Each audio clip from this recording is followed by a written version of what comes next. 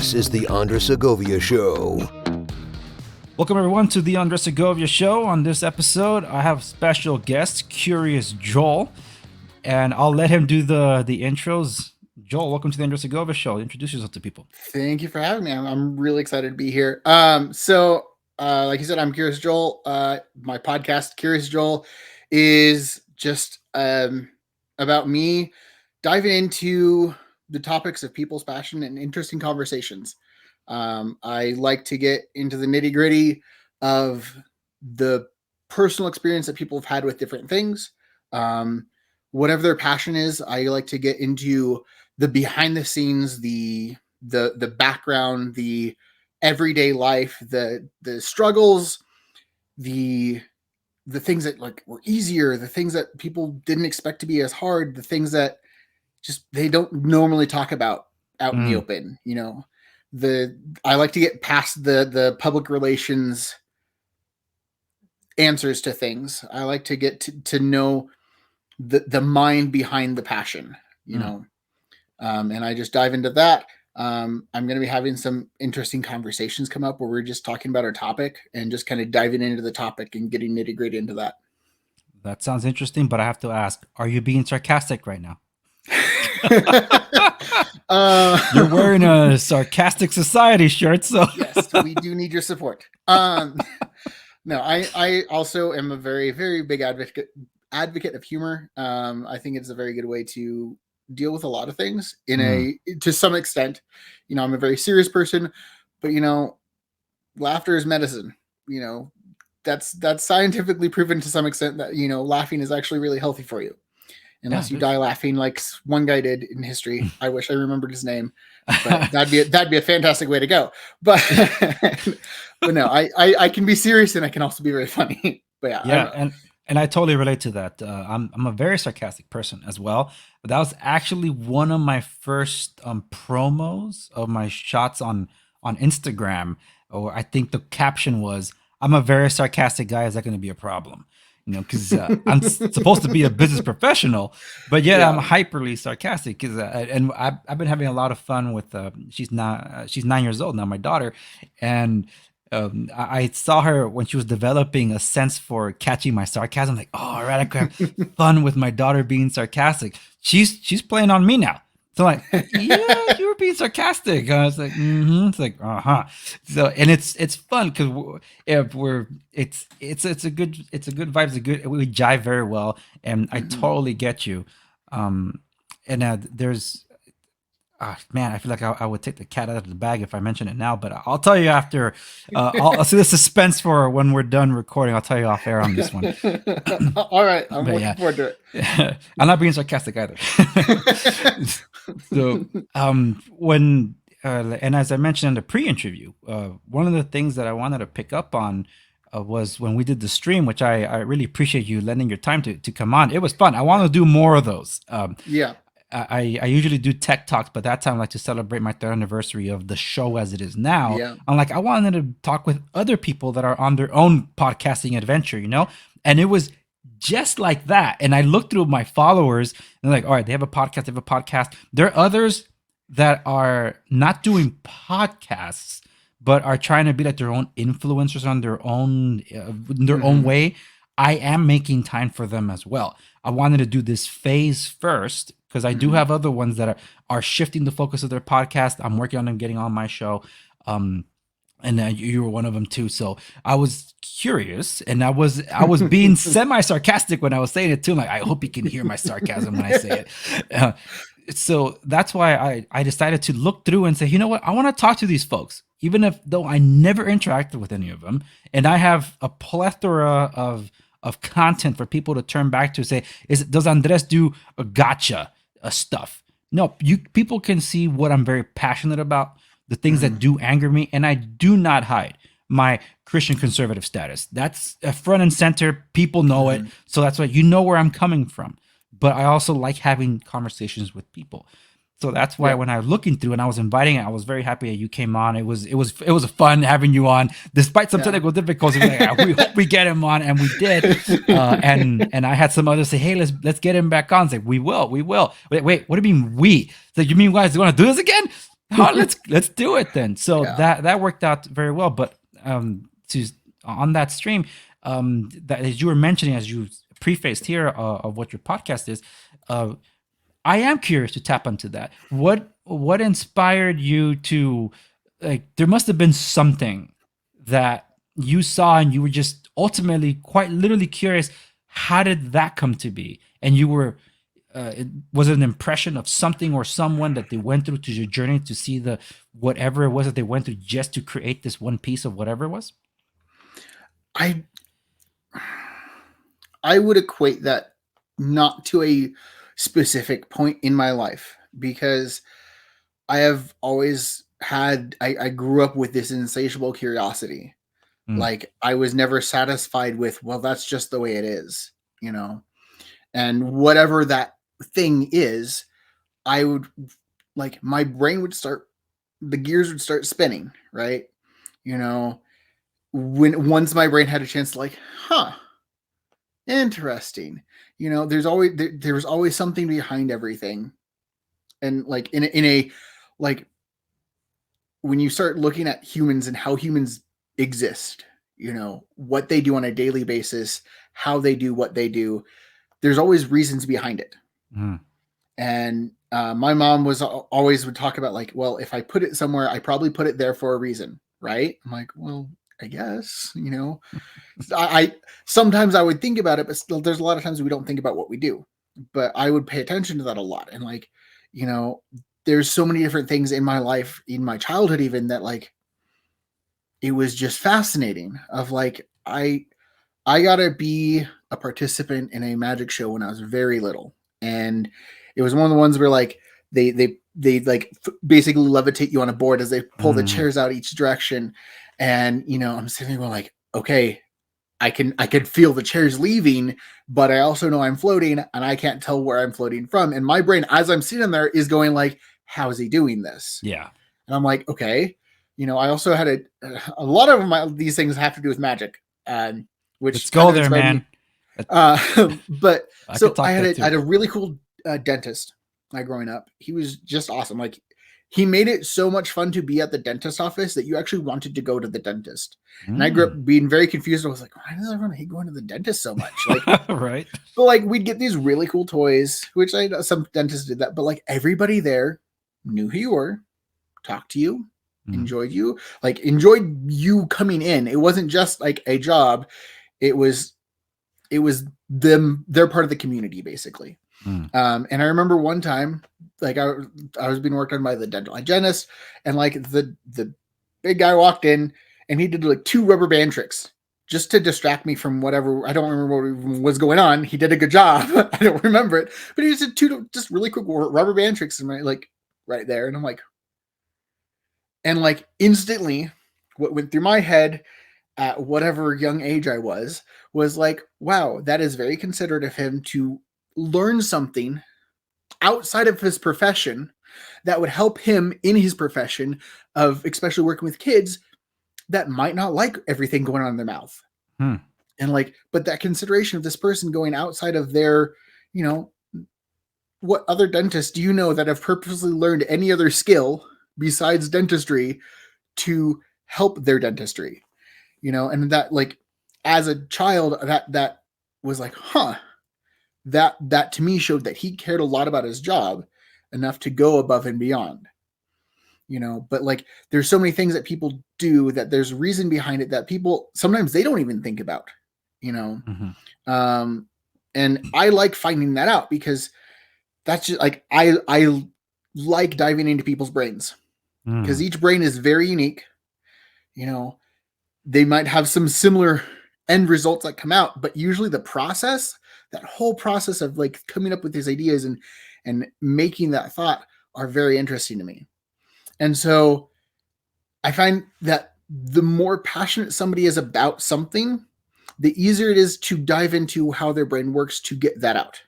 They could all produce the same exact thing, but each person's perspective and their mind that got that same thing out is a very beautiful thing to look at. Does that make sense? My brain like stopped and I'm like, this sounds a little weird.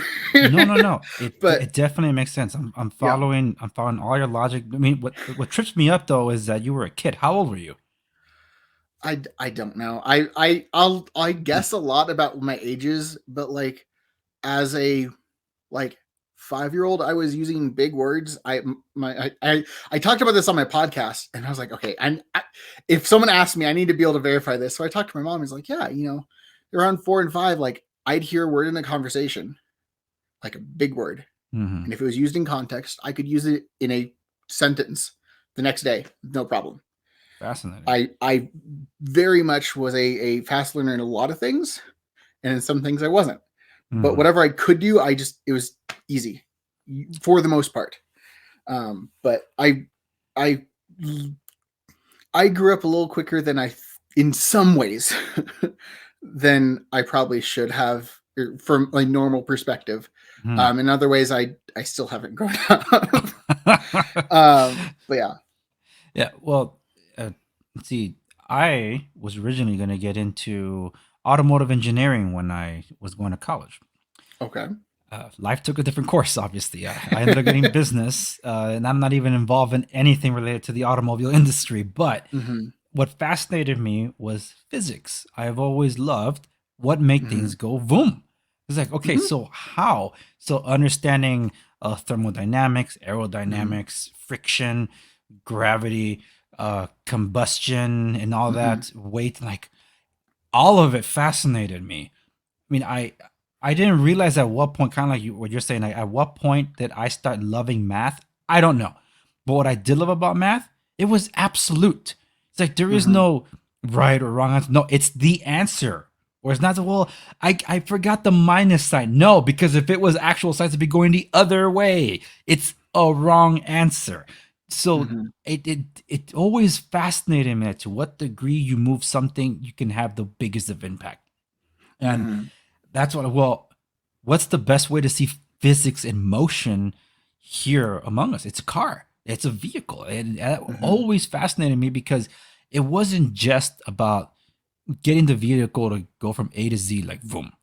Also, how do you get it to go from Z to A? And what if on its way to Z, something interfered where the people inside can be safe, if at all? Yeah. All of that into a vehicle. I mean, to me, it was the most fascinating thing. Now, obviously, I didn't get into that, but it always drove me to, no pun intended, to really like look into more of that, and which is why I appreciate the things, because I recently got this thing. I haven't showcased this yet, so it's a good opportunity to do it. There's this company that started as a Kickstarter, and they recently released what is called the Interstellar Edition. This is a pen, and their base is magnetic, but the whole idea is that the pen just sits there magnetically in the position. Cool. I know, and I was not considering this pen when I was looking for it. I didn't even know it existed. But when I saw it, I'm like, oh, I had to have it. That thing looked really cool. And it was originally a silver or chrome pen, I think, something along those lines. So I guess they recently released this matte black one, kind of like I don't know if they were in homage to NASA, but they called it the Interstellar Edition. And I guess the way they blacked it out, it looked pretty interstellar to me as a silhouette. So I'm like, all right, I'll take that pen. And I did. And ever since I got it, because people can't see my desk, this is not my studio, but my desk, it's matte black everything basically, with mostly Batman logos. So, nice. Yeah, but yeah, that's so to what you were saying, I completely and totally relate to exactly what you're saying, because like I said, I can relate to that. I went through that. Yeah, and that's something that I've realized is that most people that care about what they do have a similar mindset to some degree. So like I had a graphic design artist that in her mind didn't have an imagination. Interesting. But what got her there was like she went to school for it. She learned about it. Like she'd always been interested in like the technological details of art. So like she started with PowerPoint and like would just make PowerPoints for fun and found out you can like make a choose your own story. Like if you click here on the PowerPoint, it'll take you over to this slide. But if you click here on the PowerPoint, it'll take you over to this slide. And then from here you have branches, and over there you have branches. And I'm like, I'm sitting there going like, I didn't even know you could do that once, much less more than once, and have multiple options. But cool, you know. And then she went to graphic design college, and like she was learning all about this different stuff, and like she gets so far into the details of how these different things interact and how they work together. And, you know, and that granted her the ability to take what imagination she had that she didn't think she had. She was like, I don't have an imagination. Like at the end, she admitted that like, okay, I do have an imagination. It just works differently. But that's how she's able to visualize. So she doesn't have a very visual imagination, but once she can take what she does have and put it into her graphic designs, and they're fantastic. But it was all that behind the scenes, like how do each of these things work and interact with each other that gets this, you know? Yeah. And, you know, the people, pretty much everyone I've interviewed, excuse me, it's a lot about the details, about, okay, when you break it down all the way down to the ground, like what does it look like? What changes it from A to B? What changes it from this to that? You know, all these different things that change the basics, you know. And like you're talking about the car, of like the physics of like, yeah, you can get the thing to go. How does it stop? Okay, that's friction. You know, how do you interact with this, and how do you change the motion, the direction of the motion, and all these different things that go into a car. That's what most of everyone that I've talked to does, is they kind of go into like all right, let's break it down to the basic elements and then start from there all the way up. And, you know, I'm very fascinated with the process of everything. So my show, it was just a natural thing after I'd done another podcast. It didn't take off. But I had all this equipment, and I was like, okay, what can I do with this equipment? I feel like I want to make more. I want to make more content. I want to I need a creative outlet. And I was like, okay, I have these conversations with people all the time. Usually it's cut off because they have to get back to work or they have to go do something. If I dedicate time to actually, hey, let you and me, we are going to sit down. We're going to talk about this. Explain to me exactly how this works. Okay, how in the world did you get into this? Cool. And like and then from there, for me, it's a natural breakdown of like, okay, what's the next question? You know, and you were talking about like, I'm not sure if this is earlier in this episode or if it was before we started recording, but you're talking about like, you know, you might take something and just latch onto that and just follow that where it goes. And like, that's just what I do. Like, that's my whole podcast is like, I have a set of questions. I'm like, I definitely need to make sure I remember to ask this question. Yeah. But everything in between is just like, okay, whoa, hold on. Go back to that. What does that mean? Explain that. Okay. How does that work? And then just kind of going off on that. So yeah, and that's what makes it more natural, more comfortable. Because like when I had guests, and I had mentioned this before we started recording, that I was a lot of their first podcast, because some of them just they don't do it. They're afraid of the microphone. Yeah, they can take their selfies, but they won't be in front of the microphone. I guess they have something about not wanting to hear their own voice and things like that. Yeah. My goodness, I hear that a lot. Well, the first time I heard my voice spoken back to me, I'm like, I don't think I'm ever going to do a podcast. And then it really, what really switched in my mind is like, I love my voice. The voice that I hear, obviously, is not the one that y'all hear, which is unfortunate. All you're missing out. But then it did hit me. But everybody else hears that voice. Yeah. So then, like, so why am I concerned about that?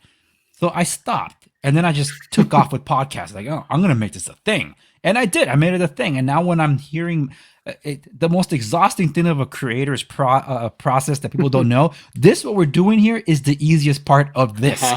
It's the after post-production that takes forever. Oh, gosh, yes. Yeah.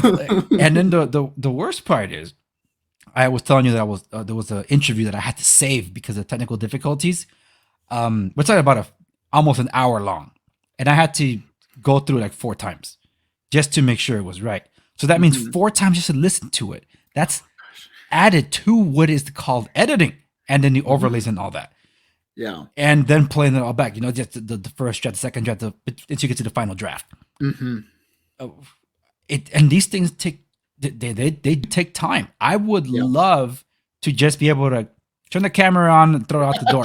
I can do that with this program I'm using now, StreamYard. That's a shout out to StreamYard, I suppose. But when I do some tech talks, I do them live. I used to do them live when I had more time to do it on the schedule. I would just fire up. Right now, it's doing a pre-recording, but I would just be live. And what I love about doing live is that there's like the switch in the back of my mind that goes off and says, "You only have one shot at this," and it's subconscious, and it just goes with it.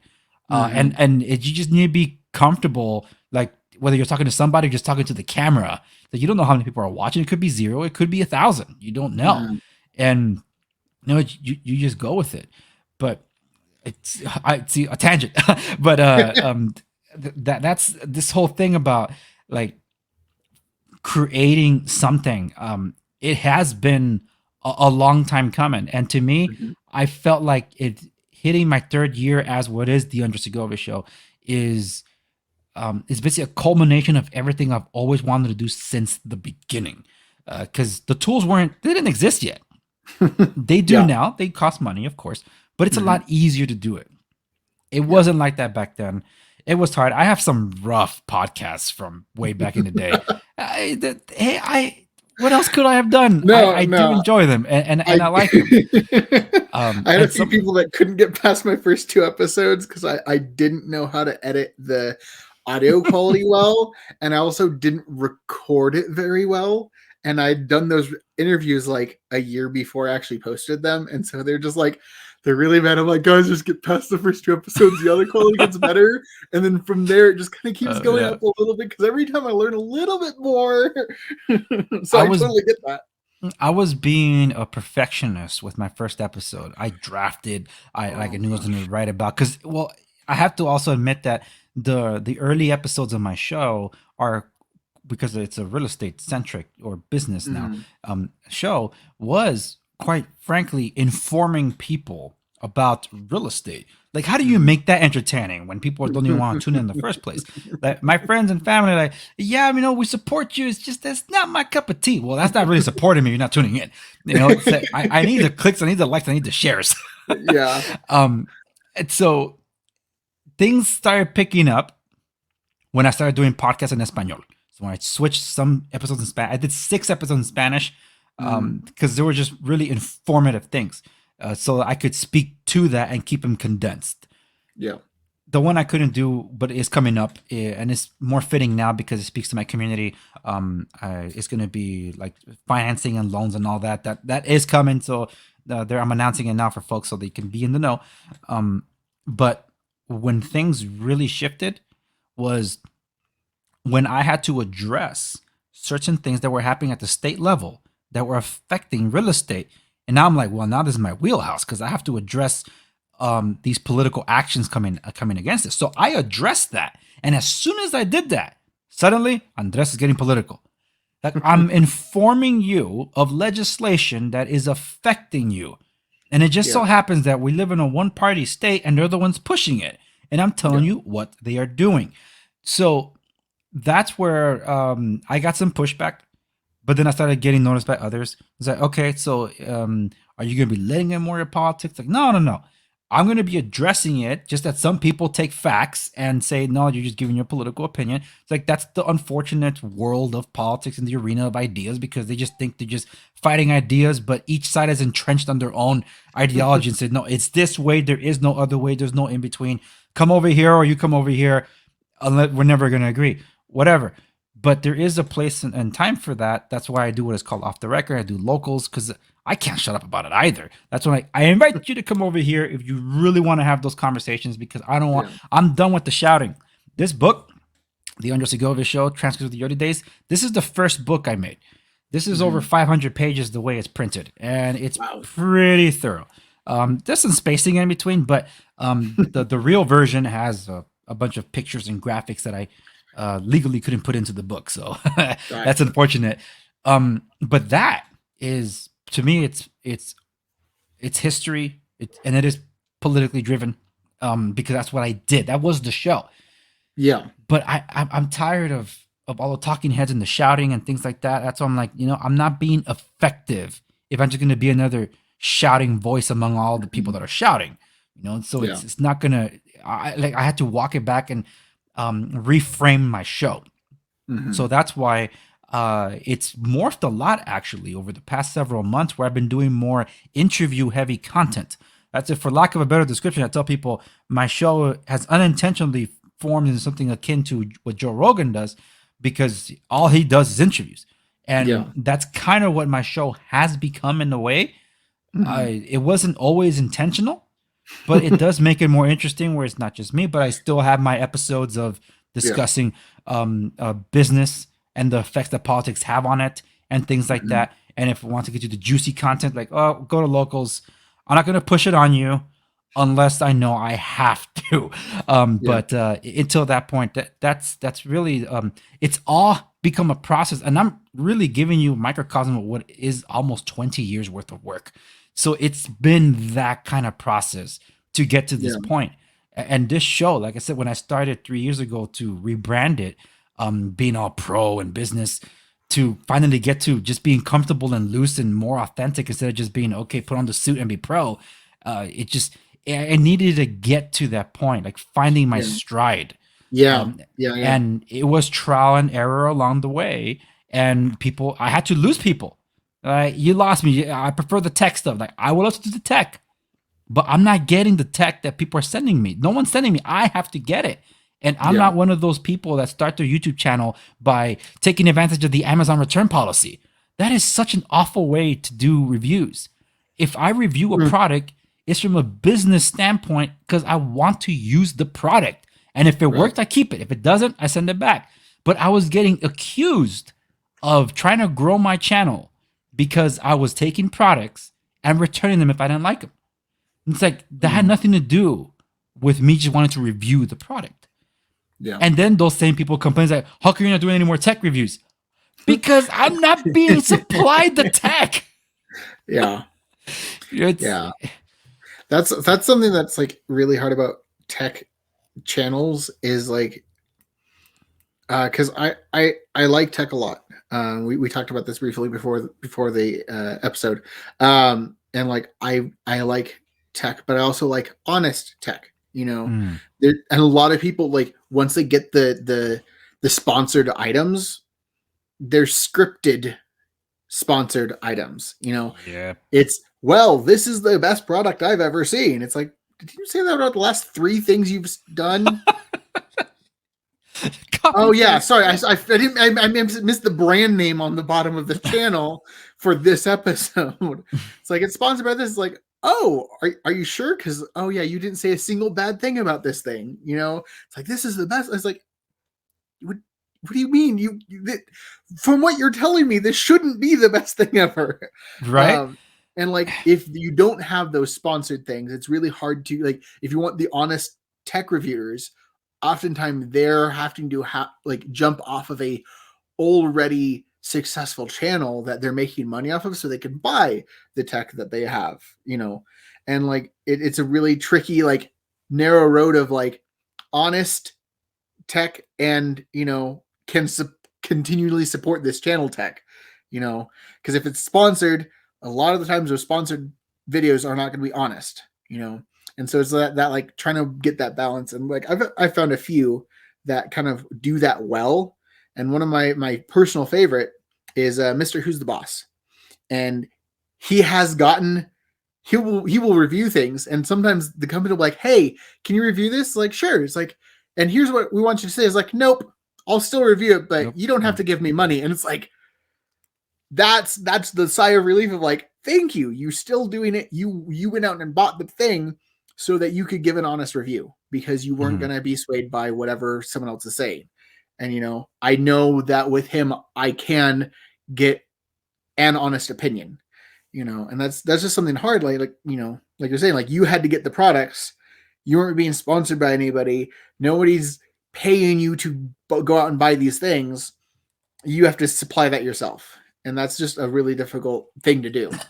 Yeah. And speaking of latching, I want to latch on to that, because in this speaks to the heart of what I did primarily on YouTube for about 3 to 4 years before I shifted it to introducing business aspect of things. Because Mr. Who's the Boss, I've come across several times, but didn't follow him. I thought it was a little over the top, and I hated the name. And I'm still waiting for him to do that long-awaited episode where he finally reveals why is it called Mr. Who's the Boss. Oh, he actually did that not too long ago. Yeah, and I missed it. Yeah, fantastic. So, but it's out there somewhere. Yeah, so when I did come across him again last year, no, it feels like it was last year. It might have been a little longer than that. Time's a little funky right now. Yeah, I know. Everything like melts into like a day. last year, 2 years ago, 3 years ago. 3 years ago. Yeah, and he gained my respect when I saw him basically call out, not in a bad way, some of his fellow major tech reviewers in addressing certain device that was happening in the industry that he felt that people weren't entirely being honest about. I don't remember which device it was, but then he highlighted more when he talked about the Escobar phone. Mm-hmm. Yeah, because I hate having to even mention it like this, because I respect what he does, but it comes with his share of controversy. Lou at Unbox Therapy, he has some splaining to do still on certain things, and the fact that he just doesn't address them is what kind of upsets me. Escobar phone, he kind of shielded for it, and I'm like, dude, this thing's a fraud. It's literally a phone with a gold foil. Mr. Who's the Boss unmasked it. That's what I mean about holding others accountable. And I think he and Marcus at NKBHD were they were talking a little bit about this too. Yeah. So that's why I'm like, you guys need to, because of their influence, right? Yeah. You guys, no, I mean, they need to be held accountable like Lou needs to. He's the biggest one. And that's something that I think both Marquez and Aaron both do well, is like they understand that their job as a tech reviewer is something that affects people's everyday life. They know that, like, if they say, hey, this phone is good, people are going to go out and buy that phone. And if it's not good, that's money those people lost. And they understand that weight of, like, I can only in good conscience recommend things that I would actually be okay if my sister went out and bought, my mom went out and bought these things. That's what, and like, I know Aaron's really good about, like, is this the best phone on the market? Yes. Is it worth it for you to buy it? Probably not. You don't need half of these features. It's a great phone, but honestly, this is the phone you should probably get. If these are your needs, you don't need this one. Yeah. And like he's just very down to earth and realizes that he affects, like, people's lives. Like, he understands that weight and responsibility. And I think of all the content creators, the big ones, the tech influencers, I think he's the one having the most fun. My kids love watching his videos, and every now and then it's like, hey, it's Pokemon. Like, oh, he's a Pokemon fan, all right. They love it, and the fact that he does, like, the most random of things. I tested the 22 weirdest devices, or the 22 biggest devices, or the smallest and largest. Like, and he buys it with his money. Yeah, and that's something that he also is, again, going back to the down to earth. He's also like, hey guys, this is all possible because you guys are supporting me. If you guys didn't, this wouldn't be possible. I wouldn't be able to spend, $2,000 on Wish if you guys weren't sponsoring me. And, like, I love those things because, like, he's being honest, because, like, he'll like, I love his Wish videos just because they're so funny. The most fun. And, like, one of my most, like, shocking moments was when he bought a legit, fully functioning iPhone off of Wish. Yes, I saw that one. And I'm like, What do you mean a real iPhone? He's like, I know send me he's the not- link. He's like, yeah, I bought it for like $1. I'm like, and no, he's not lying about that. So I'm like, okay. Yeah, because he shows the receipts quite literally. Yeah, I do follow Aaron. I Mhm. don't follow Marquez. Every now and then, just because I'm curious, all right, what does he got to say about it? I'll chime in. Mhm. He did offend me. I brought it up before because I had to call him out on it. I'm a BlackBerry guy, okay? I come from that world. Okay. I never seen someone that has such a large platform do such a lazy take on a device just because he doesn't like a BlackBerry. So he didn't even get the specs right. I'm like, dude, do you realize how many people you just turned away because you didn't do the homework? Like that, I don't forgive him for that, and I say that half joking because I'm like, okay, you hate BlackBerry, I get it. It's not for you. Just say it's not for you and move on, dude. Just don't even cover it. But the mere fact that he took time to make about a 7-minute video and never clarified, because I sent messages like, you got the specs wrong. And people came over to my channel because I covered that same phone, because I covered every BlackBerry that was going on since 2015.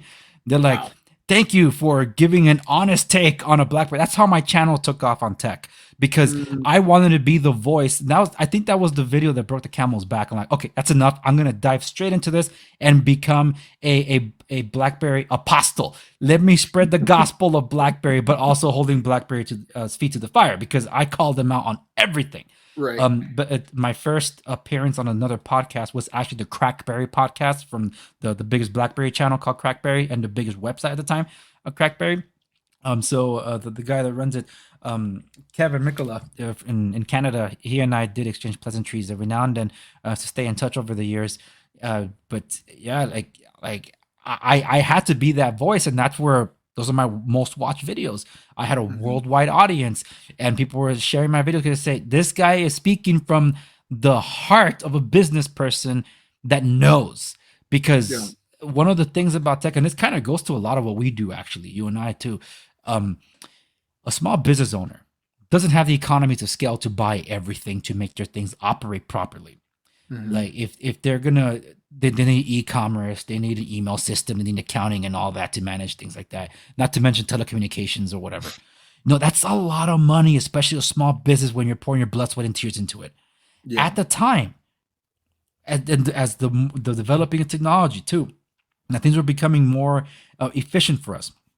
At the time, the best tool for us to manage business was a BlackBerry. So people didn't understand what it meant to have a BlackBerry, that you can manage notifications, manage all your accounts, to your reminders and everything, and what it meant to have a busy lifestyle, what it meant to just save those 2 clicks. What those 2 little clicks can do throughout a day meant a big deal, and people didn't get there. Oh, a keyboard, so pathetic. Yeah, but I'm pounding out emails, not text messages here to send messages across. I'm not trying to T9 my way through a call here, you know. Some people will never know the pains of T9. and people didn't get it. So that's what my channel took off from, and I was grateful for that. And I show people that, look, that's why I do business and tech, because I'm showing you how tech got me to do my business, and business how I rely on tech. And that's kind of the hybrid of my show. But that's where I took issue with NKBHD, because I felt that was the best chance for BlackBerry to reach the masses.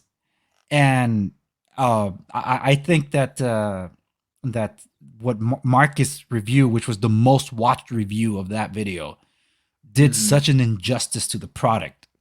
And it was a first gen product. I'm like, nope. That's why I unsubscribed to him, and I haven't followed him since. Yeah, I still watch his videos every now and then. I like some of his content, and I respect his hustle.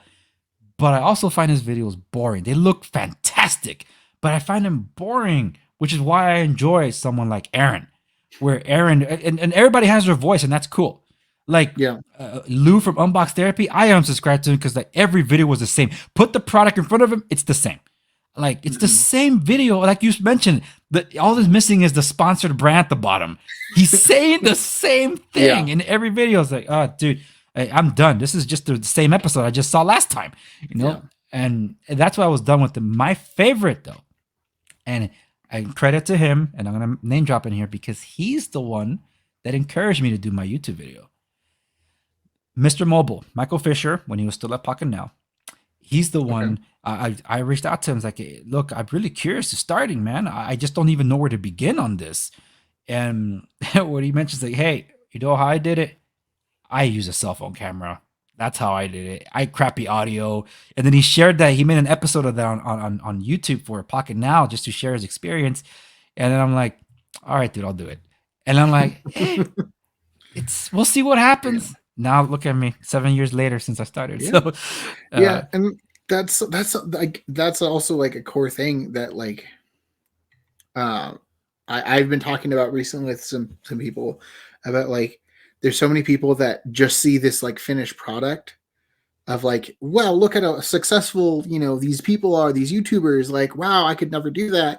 And then like you go back and like look at like their first video.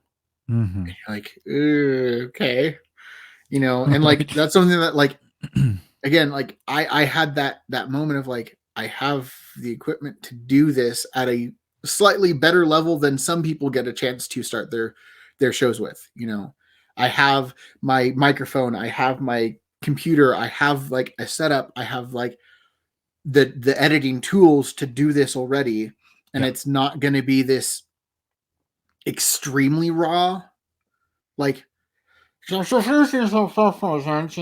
like, you know, it's not this like gamer microphone or a cell phone microphone. It's better than that. So I have a little bit of a step up from some other people, but like I also recognize like you just gotta do it. Like that's why my first 2 episodes are still up, even though they are not great quality. And I've talked about it a few times with like some of my friends. I'm like, you know, someday I'll go back and remaster them and I'll fix the audio, make it so that like whenever I laugh, people don't have to like plug their ears or they might pop. Cause like I have a very boisterous laugh. And like the way I was recording was microphones right between the two of us.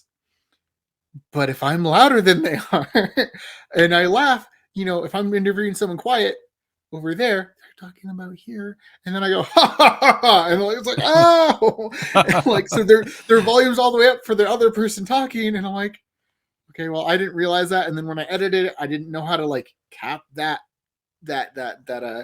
laugh so it doesn't hurt your ears. Yeah, but you know, but I didn't just take it down. I didn't immediately remaster that when I realized like how to do it better, because I want people to see like if I do get to that successful spot, I don't want to be like, oh yeah, I just did it the first time. It's natural, man.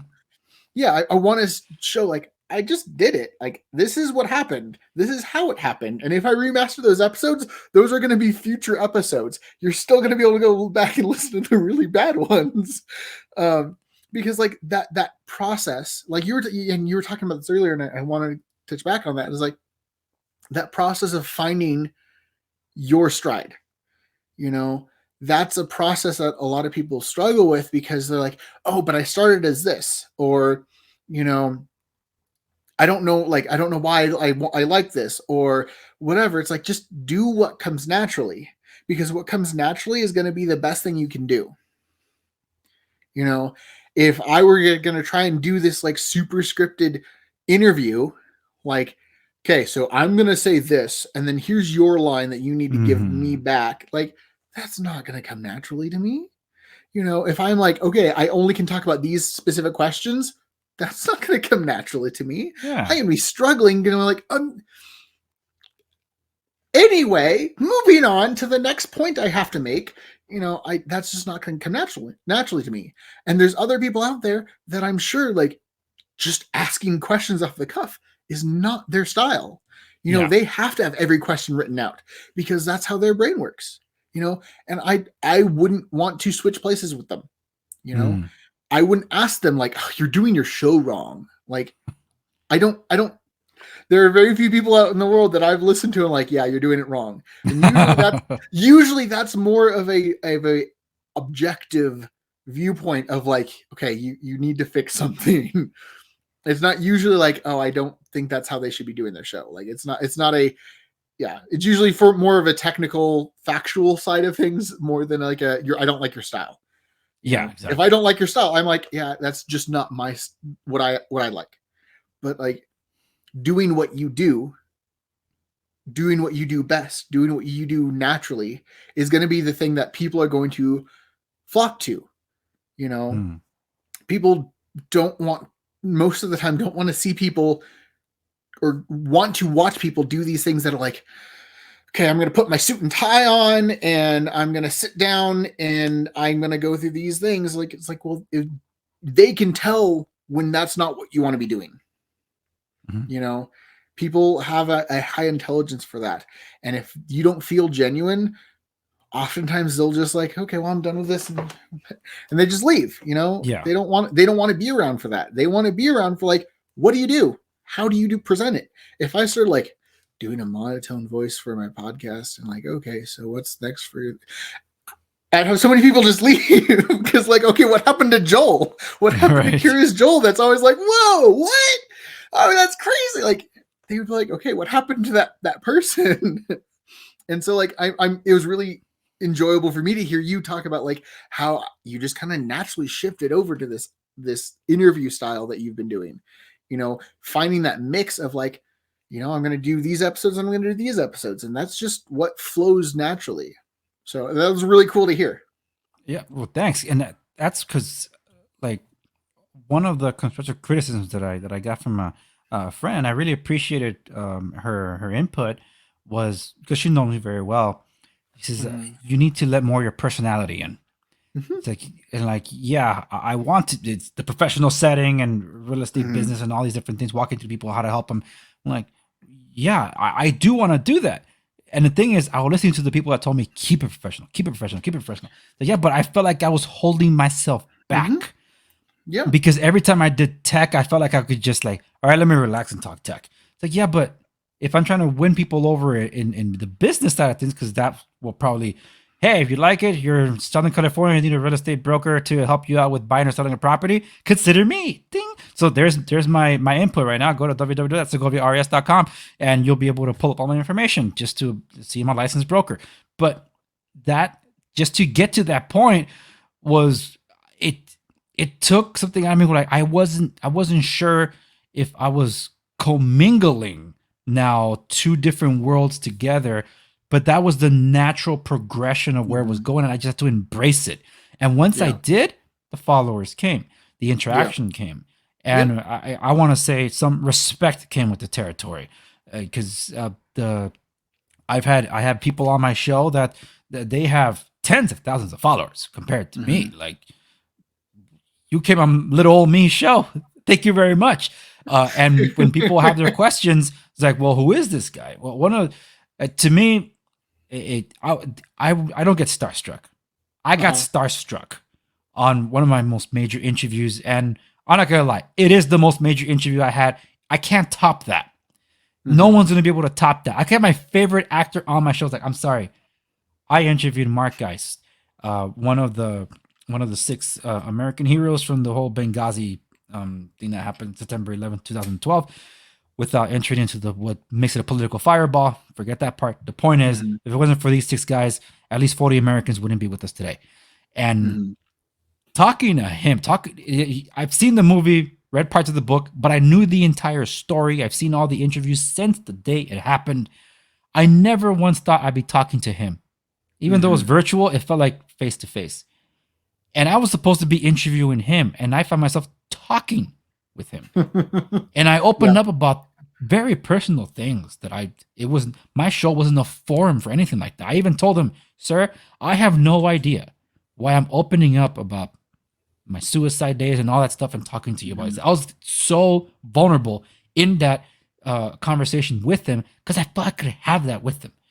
And just hearing the story that I already knew, but directly from him, John Krasinski, the actor that played one of the characters in 13 Hours by the Secret Soldiers of Benghazi, I understood what he said when he was interviewed in one thing. He said, what did it feel like for you to do this movie? And he said, I knew the story, but when I heard it from them, it hit me different.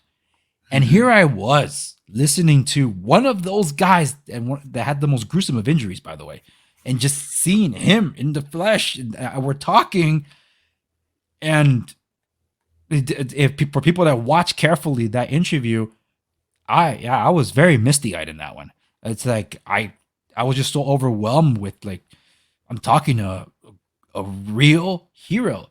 And when I pressed them, like I asked them, because even you asked them, like the whole curiosity aspect of why would people do these things. Yeah. I even asked them, in the face of all of that, why did you and your buddies, quite literally against orders, dare to go save fellow Americans in a hostile country when everybody's trying to kill you? And he said, you didn't think about that. Americans were in danger. Like, oh my goodness. And that's where the sprinklers turned on in my eyes. You know, it's like, I want to understand that. Like, what a passion, what a drive, you know? And to me that was something that I guess when I use that as the measuring stick for how much has transpired since that May of last year when I interviewed him, my show has definitely morphed to being just almost an open book. There's things that I'll never talk about. Those are reserved for just my wife and I. It's like, honey, you're going to know everything about me. But there are always things that I knew, you know what? I can speak to different people about different things because I can. I could talk about the most boring thing to the most exciting thing and make them all interesting. Yeah. And just have these conversations with people, and people will get to know other people, and also gives me an opportunity to give more insight about myself. You know, like we're having a conversation I haven't had in any of these interviews. And I was just interviewed for Senior Filth, who was on the stream with us. I was on his show. That one was almost 2 hours. I thought I was going to do an hour. Like, guys only have an hour. We went for near 2 hours. That doesn't even count the pre and the post conversations, because some things just kept going. And we went in what wasn't entirely planned for, that we were talking about some of these things. And I told them, I haven't had any of these conversations on any of my platforms. So some of that stuff was exclusive to that, you know? So I felt like I needed to make time for something different for my 3rd anniversary month. I guess now I'm still celebrating it 1 month. like just celebrating this by having something different and seeing how the audience responds to it.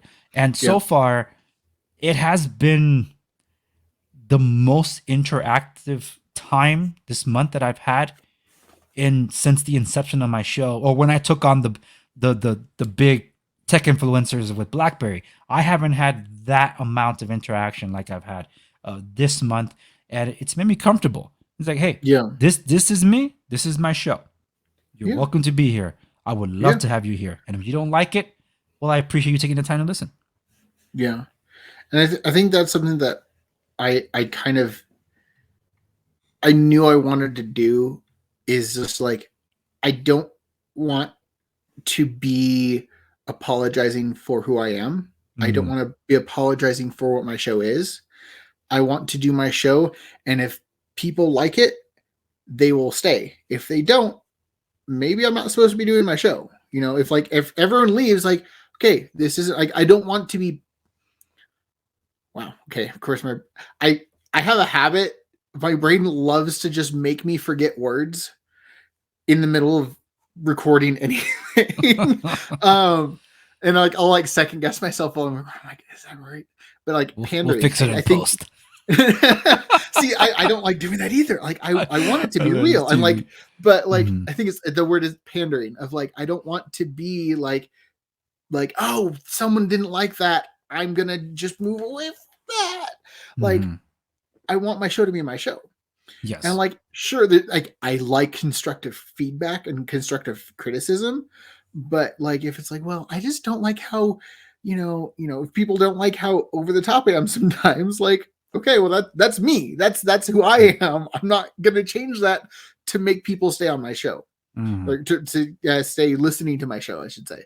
You know, and just like doing me and like just being that. Like, I don't want to have to sit on my own show and go, okay, here's what you got to do. And like, like I don't want to have to buckle myself down and like restrain myself on my show about, anything. Like I want to be able to just like, yeah, let's talk about that. And that's why like I love tangents, is because tangents let you just go. There's I don't want to be like, well, we're talking about, roller coasters. How dare you talk about anything else? Like, no, it's relevant. And how I know it's relevant is because it came up while we were talking about this. Yeah. So even if it's not on topic, it's still relevant to this interview. And so, when I was interviewing the escape room designer, Nice. she had a whole conversation about living in Japan, because she casually dropped in the conversation like, yeah, and something about technically living in Japan. I'm like, tell me about wait, it. hold on. Stop. Don't move any further. We are stopping right here. What do you mean you technically live in Japan? We need to talk about that. And like, there's a whole thing, but it was also part of what shaped her career, going from doing, escape room design and building. And then as the world changed dramatically through 2020, changed into like escape room apps and video games, and then also into voiceover and voice acting. And so kind of morphed, and this event in her life changed that a little bit and helped guide her into this new career choice. But it's like some shows I've seen, they wouldn't even take a second take. They're like, no, they're just like, okay, anyway, continue answering the question I asked. But it's like, that's relevant. And yeah, I'll be honest, I got so far off on that tangent, I forgot my actual point. I don't even remember where I started with that. It's talking about not being pigeonholed to, right. And being authentic to what you're doing, because you're being authentic and you're not being pigeonholed to constrain. It's not just constraining who you are, but also the creativity, because it is who you are and how you function. Now, of course, for people that say, no, I don't have the time to listen to 1 hour of tangents, or people just going off on tangents, things like that. It's like, well, yeah, I know, but it's there if you want to. Right. And I'm trying out right now, and Senior Phil is curious, because I asked him, say, hey, is it all right? Because I have to ask permission, because it's not my content, even though I was on the program. Say, can I lift a clip so I could post it across my socials and platforms? He's like, yeah, let me know how it does. And that's kind of why I wanted to. Like, I want to let you know how it does, because he's on YouTube and Rumble. I'm across 6 different ones, including adults. So I am curious to see how much traction there's going to be. And I just posted it before we came on. So I'm going to check. I had to close those windows, like, enough. It's not like I'm checking my stocks right now. So I had to close them, because I am curious too. And in that one, it wasn't what I was intending to talk about. We were going to talk about my time and being an amateur movie critic. When I was doing the Critic Corner, I did that for about 10 years. Invited by Warner Brothers and all these other things. I brought in movie props to show them how I got involved with Warner Brothers and stuff like that. I did that for fun while I was doing this historical archive of the Segovia show. My time being a political activist, and eventually just a commentator of things, and an analyst. So it's just like, you couldn't just do politics. You go crazy. That's why I did Hollywood. And now it's like, well, you got to do politics and Hollywood, because that's what they're doing. Like, oh my goodness. You know what? I don't even do that anymore. Can we just go back to being a nostalgic critic? So that's what I thought we were going to talk about. Next thing I know, like, well, guys, I am a Christian. So let me tell you about the Christian perspective. So it involved me having to basically dig deep into my Christianity, not religious roots, because I don't believe in religion in that sense. It's a walk of life. So next thing I know, I'm like preaching for an hour plus, and that was not an intention. It wasn't intentional, but when they're asking questions and wanting more, and then giving feedback, and then riding that wave, I'm like, whoa, this is definitely not what I thought we were talking about.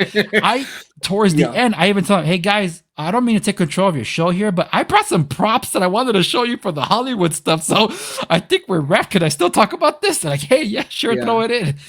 I had to shoehorn that at the end, because that was what took over the entirety of the thing, and I'm more than happy to do it. And that's being real, being authentic. And my wife was she tuned into, I think, as soon as it dropped. She didn't know where it was going. She couldn't put the phone down. She's like, "This is such a good conversation." I was like, "Wow, honey, you don't get tired of my voice."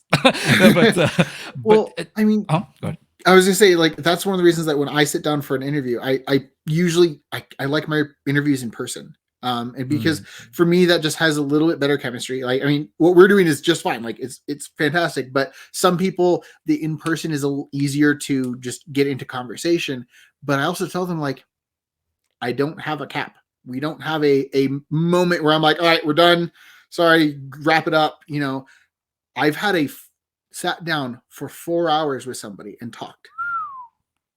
That was my conversation with Becca Lyles that was supposed to be about escape rooms, and we just talked about so much. And some of it was before the interview even started, but like we sat and we finished talking and we're like, we are exhausted. This is like, but we were all like having fun right until we like stopped. We're like, whoo, all right, wow, oh my gosh, look at the time. But you know, I don't want to put a cap on that, because like that stops like those conversations from happening. Because if I'm like, okay, well, like then all of a sudden, like all that, like, oh, I will, you know, just the natural flow of things just gets cut off. Yeah. And like, that's why when people ask me, say, oh, so how long is the thing? And like, it's as long as you want it to be, as short as you want it to be. It's like, just plan for an hour so we can get the setup. And if especially if I know that they're not comfortable in a setting or they don't know me, like, let me like break you into the flow. Otherwise, this is not going to make good content. Because if people are like really shy about, look, I recently had, and this is inside baseball for some folks. I was telling you that I interviewed someone from a coffee company. So I interviewed Larry Littlepage from the Ranger County Coffee Company, and this is a guy that has stories to tell, more stories that we talked about off air, and I told him, you're gonna have to write that book. You're just gonna have to. He's like warring with himself about writing that. You gotta put it down, because he wants to. And the thing is, this is a guy has been in combat, and this was his first podcast. And I asked him afterwards, like, hey, so how was it? And he said, oh man, that was nerve-wracking. Like, listen to you talk. It's like war wasn't as bad. It's like, oh no, how is that possible? Yeah, when people think of phobias, if it's going to be an animal, I think the fear of snakes, or the ultimate phobia is the fear of dying. But I'm on the top list, fear of public speaking. Yeah, I was going to say, like, that's the thing that's always like been impressive, is like fear of public speaking beats death. It's like, how is that possible? How would people rather be in a casket than giving the eulogy? And somebody, that's not my joke. That's not my joke. I've stolen it from at least 2 other people that I've heard it from. But first time I heard it from. Yeah, like I think it was in a movie, and I think I heard like a pastor say it once. But like, it's one of those like weird things. Like, how can you be? Would you rather be in the casket? How is that the thing? Right. Like, you'd rather be in the casket than giving the eulogy in front of like 100 people. Like, what if there were snakes in the casket? Would you still not want to speak? Ooh, now you're getting statistical averages. Right. Again, with the words. Like, you're like, okay, how much is snakes versus death? Add those together. Compare and if the number one thing that they're afraid of is worms, well, technically the worms come with death, so you're gonna want to speak. But it's just interesting about that. But I have been in class settings where people have passed out because they had to do public speaking. I'm like, whoa, this is for real. Now here's a little insight about me. I spoke about this before. I was not the most charismatic. I was not the most outgoing. I was actually the guy that needed to be brought in front of people, dragged in front of people, because I don't want to be in front of it or anything like that. I was the shy guy in the corner. That's why, too, the friends that I grew up with in the church, when they finally saw me preaching, they're like, "Wasn't that the guy that wouldn't even talk? What's he doing up there?" Because even they couldn't go up there to say a preaching. Yeah, like, I'm not talking about preaching. Give it a testimony was one thing. It's like, well, let me tell you something, a perspective. Now, like, to me, an ultimate responsibility is preaching, because now you're teaching. It's like, well, if you come from that background of, I guess, of that school of thought of what that actually means, you have the power to confuse or encourage people along that path. So now you have spiritual consequences to what you're saying. That was the most nerve-wracking for me. Like the first one's like, oh my goodness, I don't want to do this. But God called me to do it, so I did it. So like, all right. And after that, it was easier after that. But just getting there, like all of it, to what we've talked about thus far, and everything is a process, it's a journey, and something that you mentioned also about like maybe I'll remaster those episodes. I found myself having to go back. I want to remaster some of these things just because of the sound mixing was horrible, and I couldn't find the source material. So like, I guess it's stuck like that forever unless I redo it. I've always thought about that from my first episode. I'm like, no, that first episode took the life of me to do, to get it out the door, just to finally say I can do it. The same thing with my first video on YouTube. I try to be like, to put overlays and to make edits, but it was the episode that I shot outside with my dog interrupting, no edits, is my most watched video. Yeah. Because it was the most authentic. So I'm like, run with it, folks. Here it is. You either try really hard to be something you're not, to please the masses, or you be yourself. Yeah. And, I hate to say the expression from Field of Dreams, if you build it, they will come, because it's not always the case nowadays with tech, when big tech doesn't actually send it your way, Yeah. But there are people starved for that kind of content, especially when this has become a medium of entertainment for other people that are fed up with fake reality TV and are just done with the wokeness that's overtaking our main entertainment. Yeah. And I think a lot of people are thriving for real and authentic and unfiltered, like, I mean, that's one of the reasons that my show is so lightly edited, is because like there's times where like you'll be listening to an episode and it'll just go, and then like you'll hear like the tail end of a laugh. You're like, where's the joke? And like they're like, sorry, we had to take out something. It's like, what do you mean you had to? Like they'll edit it out, and like for me, I'm a big contextual guy, so like I'll hear references to something in a conversation that never happened, which is why like if I reference something, I did it earlier in this episode where like it's like I don't remember if we talked about this on the air or not, because I'm the type of person like if it's not, I want to learn like they didn't talk about it in the episode. It's like, well, okay, it might have been before, I don't remember. And like if I'm doing but like in my interviews, because I do this a similar thing where like I'll sit down with people, get a conversation, I'll ask them some like just fun icebreaker questions just to get the question and answer chemistry going. But if we talked about something beforehand, I'll say like, hey, we talked about this before the interview, but I want to reference it because I don't want people to feel left out of anything. Yeah. And like I want people and like especially with my words, like I sometimes to fault pride myself on my vocabulary and my use of words, and I think honestly sometimes it's God's way of humbling me, is like, you might be good at words, but don't forget I'm going to give you that ability. And I was like pandered that's the word. But like I leave those in, like, and unfortunately for my guests, sometimes that means that their goofs get stuck in the episode, because I'm like, no, I'm sorry, this was funny, this is a part of the conversation, and if they were sitting in the room with us, this wouldn't have been taken out. I'll take out like the boring, like we sat there and like just let that paint drying for a while. Like I'll take that out because that's no fun, and that's not fun in person either. But like anytime that I can leave things in without causing this disruption to everything, I'm going to, because I know that I like having that experience. I like that feeling of like, I'm sitting in the room with them. Why? Because they left that in and they left that in. They definitely, like, I'm not missing anything. I'm not missing a part of the conversation. This is just them. This isn't like, okay, hold on. Take two. Like it's raw, it's real, it's there, it's authentic, it's just a conversation between me and this person. There's no like prompts, there's no like, what's the next thing I was gonna, sorry, can you scroll back? Okay. And then this funny thing happened, like, and I think people really crave that real interaction.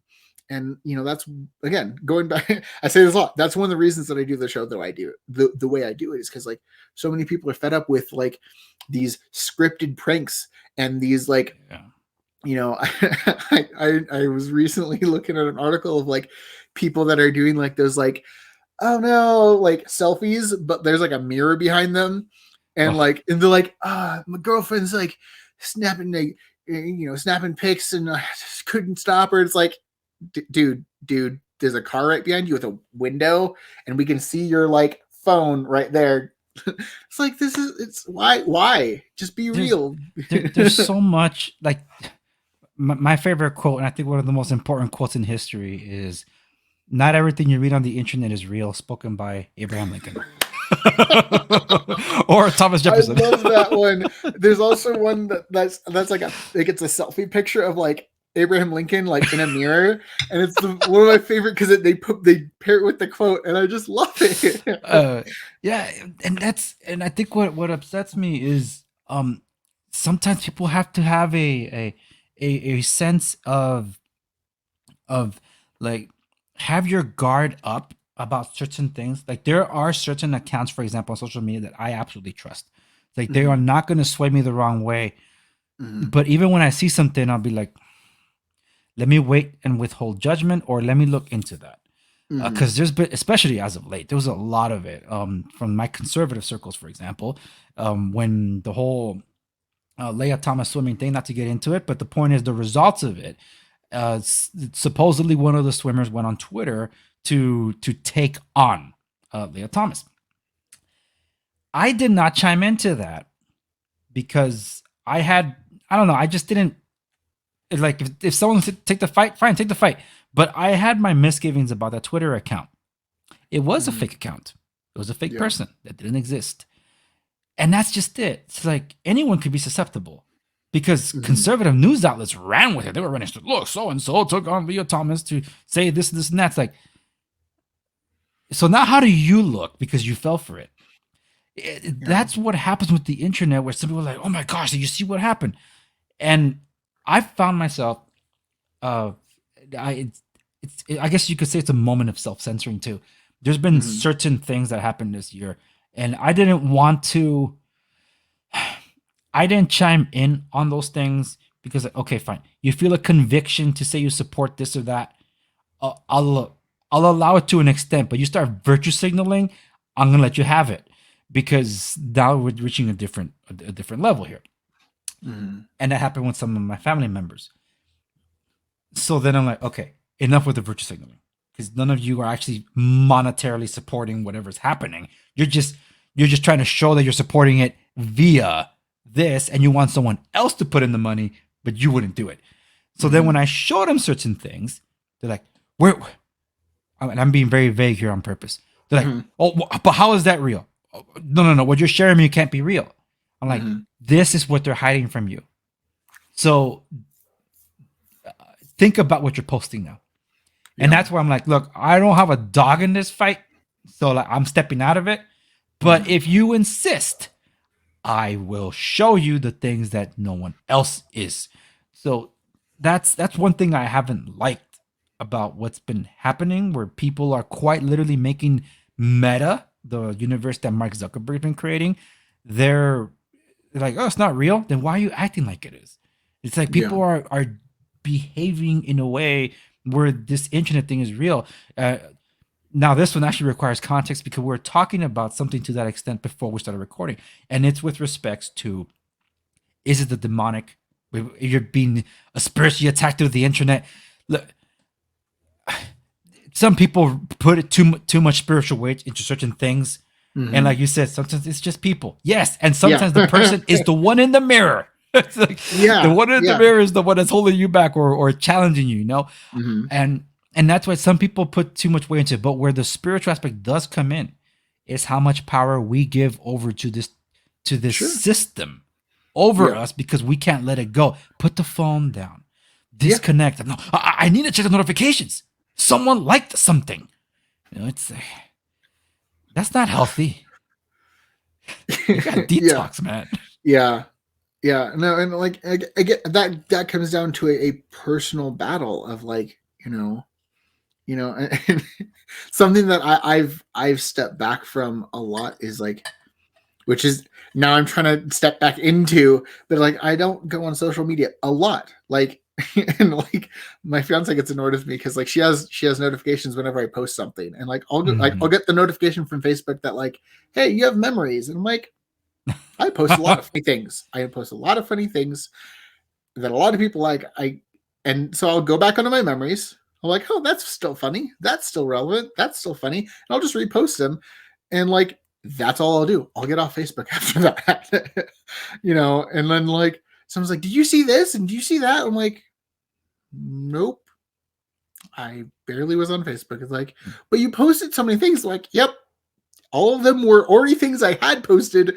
I went on down a list of things that I posted and just reposted them. But now I'm finding like with my podcast, I'm trying to like get back into like posting things. I'm like, I know. I am so terrible at it. I'm like, I haven't posted on my Instagram in way too long. And I'm like, this is a bit of a, I guess now there's going to be creator speak for those that don't know and haven't. If you're looking into doing podcasts like Joel and I do, this is me speaking to the audience now for those of you listening. We know marketing is hard and sometimes you don't have the budget for it. Mm-hmm. One of the things I don't like about Facebook, there's a lot I don't like about Facebook, but this one is on the business side of things. Sure. Instagram was purchased by Facebook. The only way for you to boost things on Instagram, like to make it like an ad or whatever, you need to have Facebook. Because all the payment processing and content and creator studios are handled on the Facebook side of things. All right. Maybe not that big of a deal unless you're like someone else that put his money where his mouth is and says, screw you, Facebook, I'm out of here. And I had an Instagram, a business Instagram, not a personal Instagram. I had a business Instagram that I had before Facebook bought him. And now it's like, okay, now I know what I'm really putting up there. Because now it's on Facebook hands. Someone put the money where the mouth is and got rid of WhatsApp. No matter how much pressure I've gotten, it's like, I am not going back to WhatsApp. And you're looking at one of the pioneers of the guys that helped develop the app for BlackBerry. I'll go all the way back to the beta test on all those. I was part of that, 2010, if I'm not mistaken. Yeah, so this goes way back. I have a long history with WhatsApp. And I said, Facebook got him. I'm leaving. I said, yeah, but you have a lifetime membership. Thank you. I'm leaving. I just don't like Facebook. And then Facebook said, we're doing podcasts now. Like, oh, whoa, I could post it there? So yeah, well, you need a Facebook page. You know what I found out? In order for you to have a Facebook page, and I found out this the hard way, because I didn't open a Facebook personal. Someone did it for me back in the days of my time in university, where Facebook was still rolling out. Back in the day, was still rolling out to campuses before it became public. That's how long ago I'm talking about, folks. You couldn't just go make a Facebook account. So it was rolling out and someone made it for me. It's like, we're going to track our project through here. It's like, oh, what? I'm not interested. I don't even have a MySpace. Why do I want that? Or a Friendster. Remember those things? So I'm talking about way back, right? And they made it for me. And for a long time, I had it. By that point, I'm like, well, I can open a Facebook business page so I can help advertise the companies that I help operate. So I did that. But then I got fed up with Facebook. So I deleted my Facebook page. I mean, my personal Facebook. And then I got a message from Facebook saying, you deleted your page. Your business pages will be deleted too, unless you tie a personal page to it. I'm like, excuse me? You can't just have a business thing on its own without a personal page? No, sirree bop. I'm like, okay. So I did create a new Facebook at the time under an alias. That was also because I was being extorted online. So I had to go through an alias, and I was hiding from just about everybody. And I'll tell you off the air about that stuff. That's something I haven't talked about yet, but some people do know about my craziness of being targeted online. I'm talking about online bullying. So that's when I learned just how much power Facebook had. Well, when I finally deleted it again last year, I'm like, I am nuking my business pages first and then getting rid of my personal page after I get my personal data back. Because I'm going to leave on my own terms. Yeah. And who's to say that Facebook didn't keep the data? Apparently, I'm sure they did. But the point is, I'm leaving. I left. I didn't look back. So the only thing left for like big tech, if you will, of the social media platforms is Instagram. And I've told people I'm here until I'm no longer welcome. That means they ban me and then I'm gone. That's it. I don't care. So the hustle for me has been finding my other platforms I could be on. I hate this term alt tech and all that stuff because that's what the left tries to use to dox these other platforms that why are we just labeling these alt tech and not places like Vimeo or Dailymotion? How come they're not alt to YouTube? They're just seen as other video platforms. So why do I have to label these other ones? Because they're actually adhering to the First Amendment. So to me, I took issue with that. But I must admit, I also had some apprehension to being on some of those platforms because all this psychological babble that was coming at me. Well, I can tell you that I'm across 7 different social media accounts. One being Twitter that I'm not active on. I just post from Instagram and sometimes I just post to Twitter. So that's it. Yeah. And the main one is Instagram, but Parler, Gap, Getter, now Truth Social, and Minds that I wish gets way more traction because Minds is excellent. It's like a hybrid of Instagram and YouTube, and I think it's a fantastic interface. But almost nobody's heard of this thing. I have not. At Minds.com, I'll let you check it out. You can even use it as your main website because it comes with a blog, a video channel, and things like that. And really quick, the word, is that like Minds? Or like Mines. No. Okay, Mines. Okay.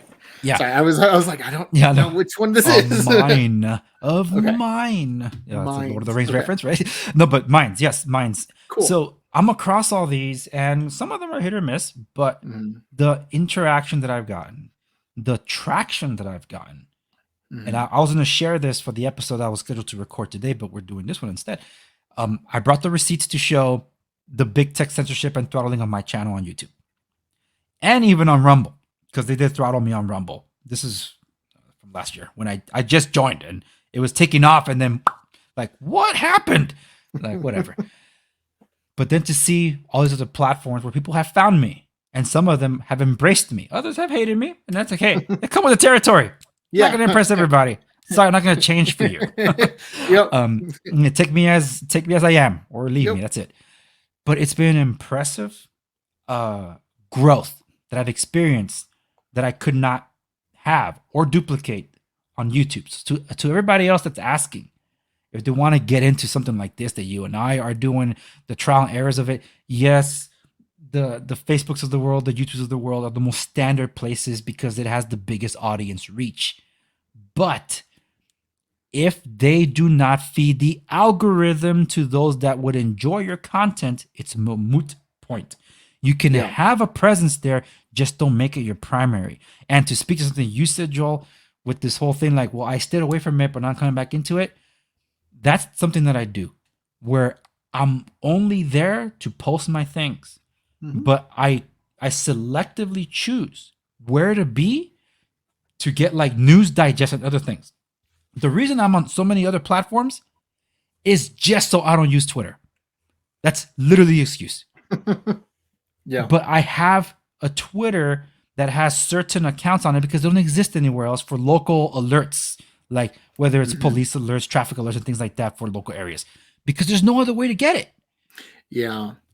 That's what. Go ahead. I was gonna say that's one of the difficult things is like when the place you're looking for only has a whatever account, and I don't know how many different apps I have on my phone and how many different things I've made accounts for because like something important like needed this one thing. It's like I have like there's just even like just money apps like PayPal and Venmo and stuff like that I've had to download because that's the only way to do like make a thing work is like, okay, you don't accept anything besides this one thing, and like you were talking about like there's some people that all they have is a Twitter, that's it, or they only have an Instagram or whatever it is, and you're like, okay, well I have to go to this one place to find this thing, otherwise I just miss out on it altogether.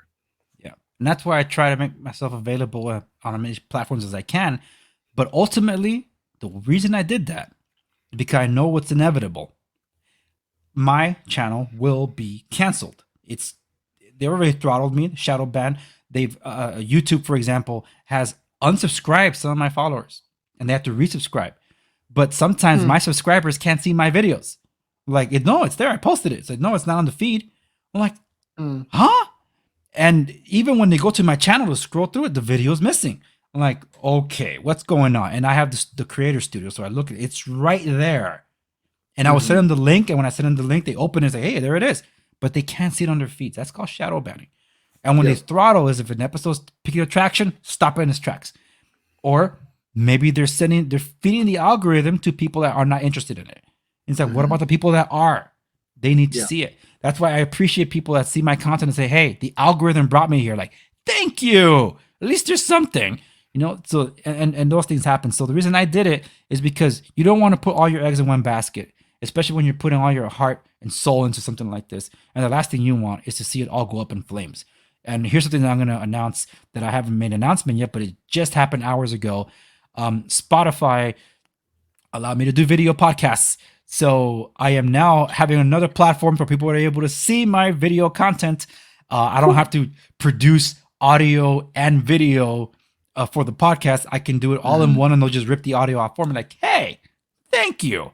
So that's a cool thing from Spotify. Really cool. Yeah, but Joel, we're gonna wrap it here for this episode. Sure. And I want to thank you for coming on. Please let everybody know where they can follow your curiosity. Yeah. So again, my podcast is Curious Joel. You can find it on pretty much every major podcast that I could find and get it on. And then you can find me on Twitter at Joel Circo. Sorry, I get that one confused. I couldn't get. So a really fun story I haven't been able to tell is like I had my Twitter that I had already had from something else, and I just renamed it. Because I couldn't get Curious Joel, and I couldn't get Curious Joel Cast either on Twitter, so I just stick with Joel Circo. And on Instagram, I was able to get Curious Joel Cast, but it was like one was like, okay, great, cool. I have it on one, but not all of them. So as I was saying, you can find me on Twitter at Joel Circo. You can find me on Instagram at Curious Joel Cast, and I just got an email up and running not too long ago that is curiousjoelcast@gmail.com, and you can send me whatever on there. You can find episodes on, like I said, every major podcast thing. I'm always looking for people to interview for my show. So any people out there that have like, oh, you should interview so and so, or you have questions that you think that I should be asking more often. I love suggestions for all of those. So awesome. Yeah, you hear that? He wants audience suggestions, so definitely you can do that. And for those who are listening on the podcast and watching, you can find all the links and notes on the show notes accompanies episode at www.thinsegover.com. I'll leave them all linked there. Curious Joel, thank you for sharing your curious mind with the audience of the Andre Segovia Show. Give him a follow, check out his stuff. And one thing I didn't tell you on the stream, and I'll close it out on that. The reason that episode about you interviewing the roller coaster enthusiast was because you guys are talking about Knott's Berry Farm. That's my favorite theme park. I recently went there for the first time for the Boysenberry Festival, and I haven't. Yeah. Oh, I boysenberried out. I was able to go to that, and we actually went after that interview. We went a couple days later. I don't know why I felt that you guys were filming it or recording it at Knott's Berry Farm. It's like, are they there? We were in this room. He's a neighbor of mine, and so I was able to interview him. And then me and a few other friends went to Knott's Berry Farm for the Boysenberry Festival a few days later, and that was fantastic. It was really fun. It was accidental for me, but it was my kids' first experience. I'm like, oh my goodness, it's the Boysenberry Festival! Hallelujah! Yeah, I boysenberried out, man. Oh gosh, I'm spilling things. I got the pass. Yes. Because it was so good. Like there were so many options, and I'm like, yep, I'm doing it. My wife said, did you really spend $50 on that thing? It's like, yes, I did. And then she's the one who used it. Was it? That wasn't $50. Was it? I spent. Well, I don't know if it was cheaper online because I got it online. Yeah, I got it online beforehand. Okay. Yeah, I don't think I spent $50 on that. I spent $50 on it. I remember that. I'm so sorry. I think it was like 30 maybe. I think it depends on the day you went to. maybe, but I was like, oh Yeah, no. I went on a busy day. Okay. Yeah. But it's on that note. It's that. good. Yeah, it's worth it, folks. Knott's Berry Farm. Check it out. Ghost Rider. It's the best wooden roller coaster in the world. Log ride doesn't get boring. There's our plug-in for Knott's Berry Farm. Curious Joel, thank you so much for being on the Andre Segovia show. Love to have you again sometime. Absolutely, it was an absolute pleasure. I've loved both of our conversations that we've had so far. Awesome. See you in the next one.